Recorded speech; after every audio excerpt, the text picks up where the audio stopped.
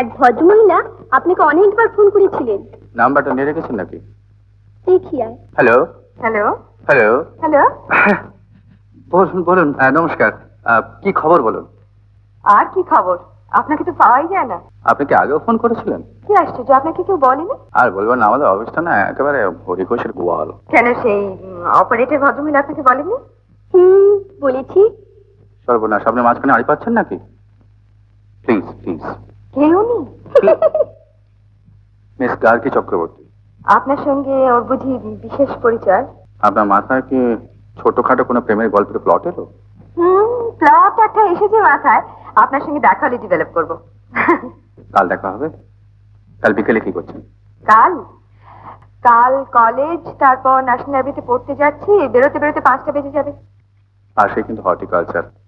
আমি কি ওখানে আপনার জন্য অপেক্ষা করবো? করবেন?